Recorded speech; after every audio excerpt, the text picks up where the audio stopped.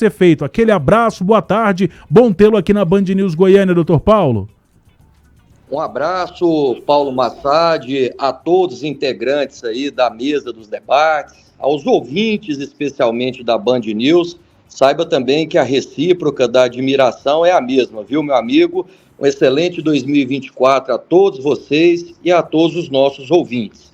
Pois bem, como funciona a questão de um contrato de empréstimo? Isso é importante para que, todos os nossos ouvintes possam entender. Primeiro, o contrato é um acordo de vontade entre as partes. No caso, tem o clube que faz a cessão, o Maringá, o clube que recebe, que é o clube cessionário, que é o Goiás, e o atleta. Todas essas três partes, elas obrigatoriamente assinam um instrumento particular, a assinatura dos três, onde tem todas as cláusulas que são discutidas dentro deles. Período, valor de salário, valor de eventual opção de compra, que me parece que é o caso como está sendo noticiado.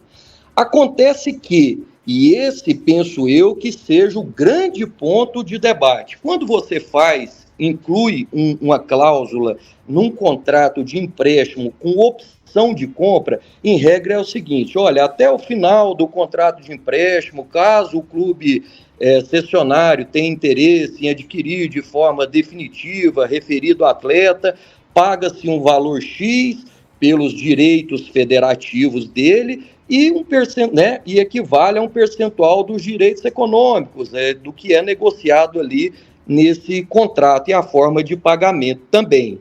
Acontece que, para qualquer tipo de transferência, seja ela por empréstimo ou transferência definitiva, é obrigatório a anuência formal e expressa do atleta. Isso é uma obrigação de lei, tanto a Lei Pelé quanto a Lei Geral do Esporte traz. Então, nós já tivemos discussões dessas no futebol brasileiro. Ou seja, como você estabelece essa opção de compra, em que o clube paga-se ao outro, mas você não discute o período desse novo contrato, caso venha a ser exercida essa opção de compra, e o valor salarial. E aí, o clube que eventualmente venha exercer essa opção de compra fica a ver navios. Por isso que essa discussão, ela tem que ser feita quando você faz esse contrato de empréstimo, seja por um instrumento particular. Da seguinte forma, por exemplo, o clube cessionário que recebeu o atleta fala assim: atleta, se eventualmente eu exercer a opção de compra conforme aquele contrato de empréstimo, nós vamos assinar o contrato em definitivo pelo prazo de 3, 4, até 5 anos, e o valor salarial será o seguinte: no primeiro ano X, no segundo ano Y, no terceiro H, e com tais bonificações. Ou seja, você estabelece desde a origem o valor mínimo salarial para aquilo, para se evitar nesse momento o atleta falar: não, eu não negociei salário, então para ter a minha transferência eu quero Y, porque senão eu não anulo com a transferência. Se eventualmente não tiver sido feito isso, o que me parece, pelo que vem sendo noticiado, não, aí realmente é um problema sério. Agora, se teve essa negociação expressa em valor salarial e período, caso for exercida a opção de compra e o atleta esteja descumprindo, aí sim também é possível essa situação ser revertida por outros meios jurídicos nesse sentido. Doutor Paulo, mas mesmo o jogador tendo assinado lá no início o contrato, sabendo que nesse contrato teria a possibilidade de intenção de compra, mesmo que não tenha sido estabelecido bases salariais para uma compra, efetiva, para que seja uma transferência, algo indefinitivo, aí já não vale nada? Assim, por não ter expresso no contrato, apenas verbalmente, que até onde sabemos teria sido verbalmente esse acordo: se vocês quiserem, compram o jogador, tá tudo certo, a gente negocia lá no final. Então esse contrato, mesmo tendo essa questão por não ter bases estipuladas, deixa o Goiás na mão? Olha, penso eu que se realmente não estiver previsto expressamente, há um dificultador muito grande, porque a lei impõe que qualquer transferência ela deve ter essa expressa e anuência do atleta. Se não negociou no início, o atleta agora fala, olha, para eu jogar para assinar em definitivo com o clube Y, eu quero ganhar X. E se não tiver essa negociação, ele não vai assinar e vai ficar no clube de origem. Então, essas questões de opção de compra, direito de preferência, quando você faz esses contratos de empréstimo, eu já vi várias situações dessas. Você tem que estabelecer no início, pelo menos um patamar mínimo, porque é muito lógico dentro de uma situação do futebol que o clube só vai exercer a opção de compra desse atleta se ver nele um potencial ou se ver que ele valorizou. Então, o momento de se negociar isso é no início, porque agora o atleta, em tese, fez um bom campeonato, pode ter outros clubes fazendo propostas maiores, propostas de forma diferente. Ele está se apegando numa brecha legal, é uma brecha que a lei traz, agindo, não podemos dizer de boa ou má fé, mas agindo conforme um requisito que a lei traz e vai discutir isso. E claro que isso fragiliza, sem sombra de dúvidas, as questões essenciais para esse tipo de negócio. Então, o Tim quer te fazer uma pergunta, mas eu vou fazer uma última aqui como exemplo, só para ver se eu entendi. E aí eu vou pegar o Vila como exemplo, porque é o clube que eu tô no dia a dia, e, por exemplo, eu sei que alguns jogadores que foram contratados para esse ano por empréstimo, pelo que minhas fontes me disseram, doutor Paulo, os que o Vila tem um potencial possível interesse, eles já chegaram no contrato com valor pré-estipulado. Seria isso para que o clube se cercasse de qualquer problema futuro? Não, então, para completar, doutor Paulo, em cima do que o Massad está falando, em primeiro um abraço para você e feliz 2024. O Goiás, quando ele manifesta a intenção de compra do Morelli, mesmo o Morelli tendo um contrato já com o Goiás de empréstimo até o final de 2023, o Goiás já teria que ter feito com ele um pré-contrato para 2024? Um grande abraço, Tim, satisfação falar contigo, excelente ano de 2024 a você também. Já deveria ter negociado essas bases, porque a regra, quando você apresenta essa opção de compra para o clube, você já tenha negociado previamente com o atleta, para se evitar esse momento.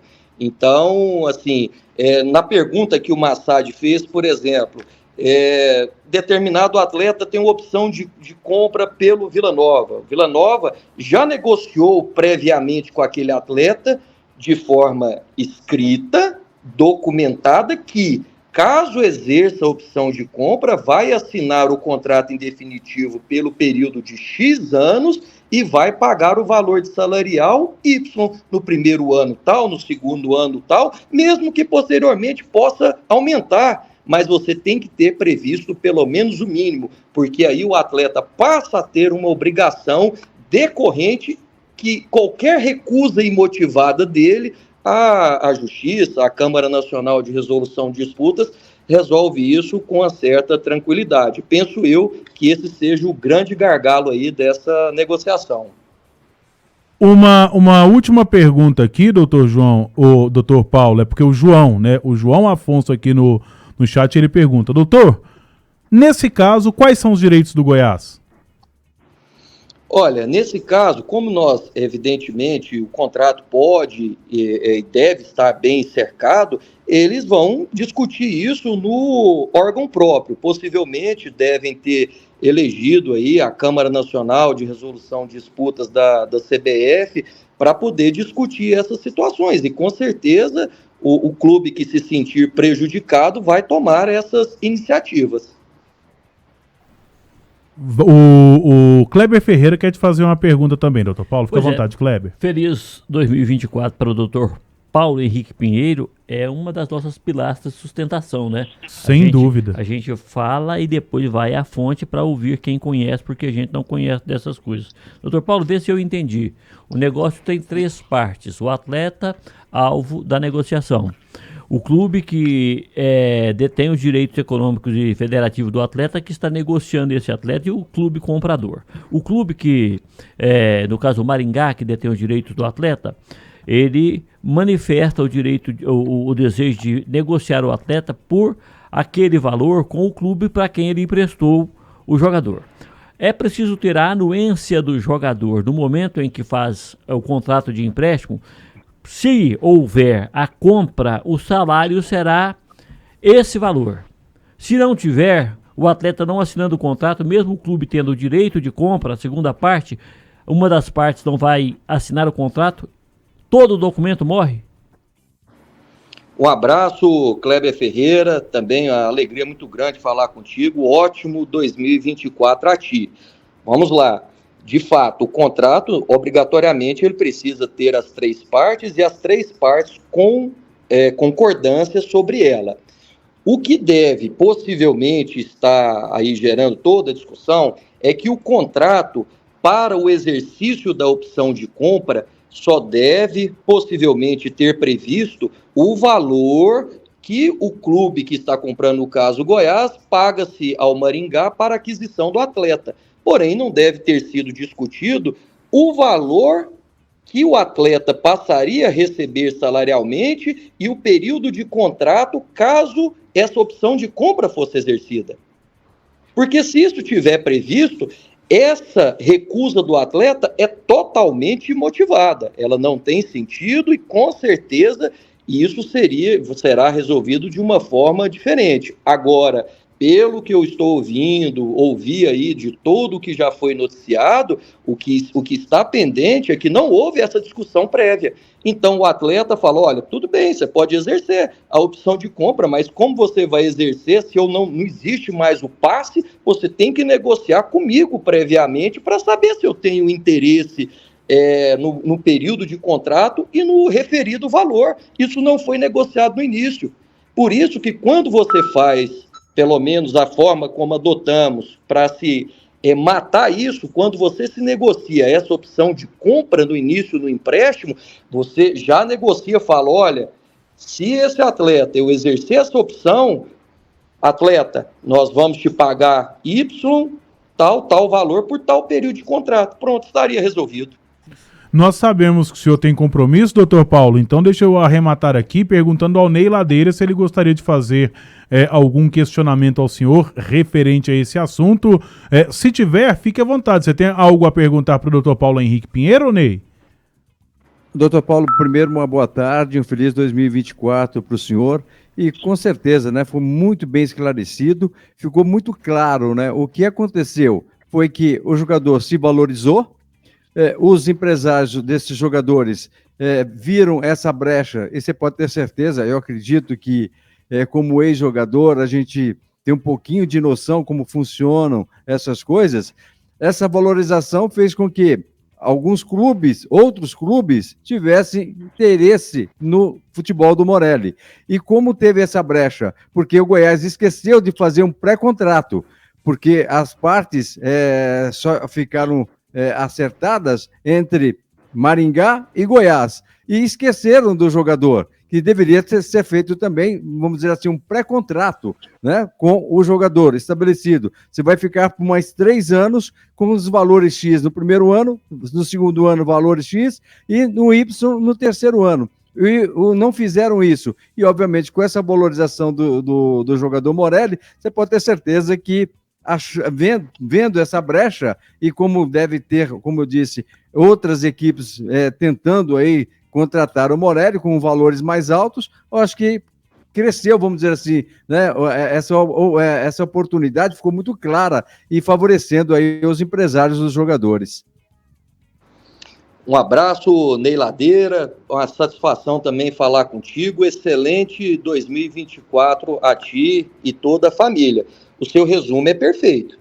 Possivelmente deve ser essa a situação de fato.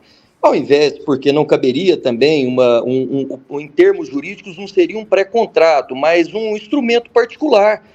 Só para facilitar, por exemplo, olha, assinou aqui, né, quando fez o contrato de empréstimo, mas eu faço um instrumento particular dentro do próprio contrato de trabalho do atleta, colocando, olha, se eventualmente eu exercer aquela opção de compra previsto no contrato de empréstimo na cláusula tal, nós vamos assinar o contrato definitivo pelo prazo de X anos, o valor salarial, conforme você muito bem descreveu, e se caso o senhor se recusa, empregado, a assinar esse contrato definitivo no momento oportuno, o senhor vai me indenizar no valor Y da cláusula indenizatória esportiva. Pronto.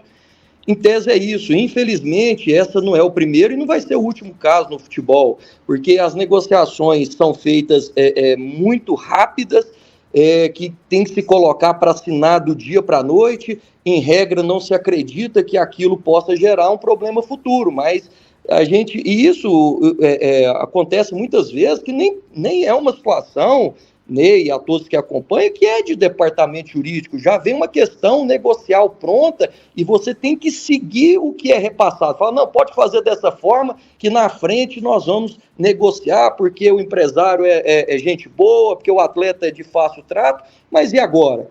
Que um atleta eventualmente valorizou, o patamar dele mudou e mudou pela oportunidade que foi dada pelo clube, né? Então, assim, não existe questão de boa-fé, carinho, amor pela oportunidade. Infelizmente, é o meio do futebol. E, para isso, tem que se resguardar documentalmente desde a origem para que não passe, infelizmente, por esses dissabores. Doutor Paulo, muito obrigado. É sempre assim enriquecedora cada participação que você faz conosco, seja o assunto que for. Muito obrigado mesmo. Fique à disposição. O microfone da Band News Goiânia, como sempre, aqui das Feras do Esporte, está aberto ao senhor. Obrigadão, doutor Paulo Henrique. Eu que agradeço, Massad, a todos. Espero que eu tenha feito assim, um esclarecimento de fácil acesso, porque são muitas nomenclaturas jurídicas, mas estou sempre à disposição e desejando um ótimo ano a todos. Forte abraço, boa tarde. Valeu, muito boa tarde para o doutor Paulo Henrique Pinheiro, jurista desportivo, sabe tudo dessa área, é referência nacional, explicando aí, gente, sobre a situação do Morelli. Então, rapaz, negócio custoso, hein, gente? Meu Deus. Mas ficou muito bem esclarecido, né? Acho o doutor Paulo fantástico, o doutor Paulo esclareceu muito bem. O Goiás colocou a intenção de compra, falou que iria comprar o Morelli, negociou com o Maringá até a questão dos valores, pediu o prazo necessário para pagar o Maringá, mas esqueceu do fundamental, que é acertar o jogador. O novo contrato do jogador, qual o salário, qual o tempo de contrato do jogador, e deixou essa brecha. O negócio foi mal feito. Agora ou o Goiás paga o que o Morelli quer, ou o Goiás faz igual aquele rapaz que foi no baile. Mas por tudo que indica parece que ele não quer nada. Já tem outros clubes por trás. Claro. Clube de Série A, com valores aí pro Morelli bem mais significativos, vamos ver assim. E independente se o Goiás cobrir a oferta de um time de Série A, o jogador vai preferir para a Série A. Ficou bem claro isso. Mas às vezes ou paga o que ele quer, vamos supor que alguém ofereceu 150 mil para ele, o Goiás oferece 200. Aí ou paga o que ele quer, ou o Goiás faz igual quem foi no baile, dançou. Depende também muito, o Kleber, Tim e Massad e os nossos ouvintes, de quem é que está querendo. Às vezes, se for um nome mais forte no mercado, estou falando em relação ao clube, você pode ter certeza que vai ter preferência do próprio jogador e também, né, dos seus empresários, né? Vamos até deixar esse lado financeiro, né, do lado, né? Vai depender muito do CNPJ, né, como gosta de falar o Thiago Menezes, né, de quem é que está procurando o Morelli. O Morelli ficou muito valorizado, né? O Morelli fez um baita de um campeonato brasileiro, mesmo com o Goiás caindo para a Série B. Por isso que é aquela história, né? O Goiás se preocupou mais no valor do jogador, com o Maringá, e esqueceu desse detalhe, né? Para realmente amarrar o jogador no Goiás, né? Deixou de fazer esse... já vou deixar de lado o pré-contrato, né? Que o doutor Paulo já esclareceu. Não seria um pré-contrato, mas pelo menos um documento, né? Um documento assinado pelo jogador que ficaria no Goiás no final do seu contrato, caso o Goiás quisesse, né, tivesse interesse em comprá-lo, né? Isso não aconteceu, por isso tem essa brecha aí. Eu acredito que o Morelli dificilmente vai ficar no Goiás. Aliás, né, Massad, o torcedor do Goiás está na expectativa daqui a pouco, Se o André vai trazer algo novo, não é? Algo diferente. O André vai vir agora na sequência, porque inclusive. o doutor Paulo Henrique falou que estamos aí, que está sendo noticiado, vamos dizer assim. E ele, cabe ao Goiás ter feito algo novo. Ele resumiu diferente. geralzão. E agora a gente vai ter, né? Nós vamos ver o lado do Goiás, né? Que tá lá bem próximo. Se você busca as melhores marcas e ferramentas pelo melhor preço do Brasil, então aproveite a super promoção de ferramentas Casa do Marceneiro. Todo mês uma seleção de ofertas. Casa do Marceneiro precisou, aqui tem. O restaurante Chão Nativo é tido pelos goianos como um patrimônio, é o melhor almoço de Goiás. A sobremesa, além da variedade, é muito original. Restaurante Chão Nativo do Bueno, tudo é preparado com carinho para você e para sua família. Chão Nativo T11, esquina com T4, setor Bueno. Telefone 3241-2266. O André Rodrigues tá ok já? Beleza, então. André Rodrigues, agora 1h54. É a hora certa, Frutos de Goiás, a fruta do pé direto para o seu picolé. Eu confesso, André, que, rapaz, eu tô coçando a cabeça aqui, que eu assim, pra mim, né, que tô de fora, é um negócio muito complicado de conseguir lidar, administrar aqui, trazer os temas. Me ajuda, André. Fala, fera. Boa tarde, tudo bem contigo? Ô, fera, Massad, abração pra você, Massad. Tudo bem? Fera, abração grande, Paulo Massad. Rapaz, te falei isso ontem, Massad. Você dá um show em tudo que faz, né? Falei isso ontem pelo WhatsApp, em especial ancorando aqui o debate. Como o debate tá maravilhoso com o nosso Paulo Massad. Que show do Massad. Fera, abração pra você. Abração ao Ney Ladeira, ao grande maestro Tim, né? O Tim é um cara que tem o meu respeito. Que caráter do Tim, né? Esse aí é diferenciado em todos os sentidos, né? Recebe informação, faz da forma certinha, grande Tim, né? Um abração aí ao nosso Kleber Ferreira, é outro diferenciado com muita ética, né? Um abraço a toda a equipe. Ô Massad, se você tá com a cabeça aí, né, coçando, imagina eu, porque até então, Massad, eu tô ouvindo só um lado, né? Só um lado. Repito, desde ontem, tô tentando contato com a direção Goiás, hoje pela manhã da mesma forma, né? Telefone não atende, nem retornar a ligação não retorna, enfim. Repito o que eu disse no comentário do comandante Nivaldo Carvalho. O microfone aqui da Band News, da Esfera Esporte, em especial o telefone do André Rodrigues, que eu sei que está salvo lá na agenda da direção do Goiás, está à disposição deles. Se quiserem falar, estamos de cá, né, Massad? Para realizar o trabalho jornalístico aí, ouvindo os dois lados. E aí, Massad, sempre em nome da nossa Vedacil, que é distribuidora oficial Gates, mangueiras hidráulicas com a Vedacil, e em nome da Emanuela Moda-Íntima, que tem agora a venda programada, rapaz, é você, ouvinte internauta, que define e escolhe o que a Emanuela Moda-Íntima vai fabricar e vender. Ô, Massad, antes de eu entrar de sola no assunto, eu só queria que você me esclarecesse aqui uma resposta do brilhante Dr. Paulo Henrique Pinheiro. Por quê? Eu moro aqui no Crime Leste, está caindo uma tempestade nesse momento, Massad, e justamente na hora que você fez a pergunta ao Dr. Paulo Henrique Pinheiro, que seria a pergunta que eu faria a ele, na resposta dele, o meu sinal oscilou, devido à tempestade aqui no Crime Leste. Quando você perguntou para ele, Dr. Paulo Henrique Pinheiro, o Morelli assinou o contrato de empréstimo, que lá tinha as normas caso o Goiás quisesse exercer a compra. Mesmo com essa assinatura do Morelli, o Goiás poderia fazer alguma ação jurídica? Qual que foi a resposta do Dr. Paulo Henrique naquele momento, Massad? Ele tinha falado que... eu não vou conseguir repetir com as palavras dele, mas o principal, André, que faltou para o Goiás foi colocar os valores, né? Tim, Kleber... Faltou acertar o novo contrato. Exatamente. Acertou a questão de pagamento, André. No início daquele contrato, com Maringá, André, mas não acertou o futuro do Morelli. Qual o tempo de do contrato novo seria e qual o valor? Se realmente, assim, tudo leva a crer que o Goiás não tem isso. Tim. Não, sim. Aí vamos por parte que eu relatei durante o bate-papo com o comandante Nivaldo Carvalho. Antes de eu entrar na conversa minha com o empresário do Morelli. Eu tive algumas informações com relação a esse contrato que foi feito Maringá, Goiás e Morelli, contrato esse do final do mês de março. Final de março, né, onde nesse contrato de empréstimo lá ficaram definidas as normas caso o Goiás quisesse exercer a compra do Morelli. O Goiás teria que notificar o Maringá até o final do ano passado, inclusive o Goiás fez até de forma antecipada. O Goiás fez a notificação ao Maringá, foi no dia 18 de outubro. Antes do jogo, Goiás 2, São Paulo 0 no estádio Ali Pinheiro. Antes desse jogo, Goiás 2, São Paulo 0 no estádio Ali Pinheiro, 18 de outubro. Naquele dia à tarde, o Paulo Rogério Pinheiro estava suspenso, né? Suspensão do STJD.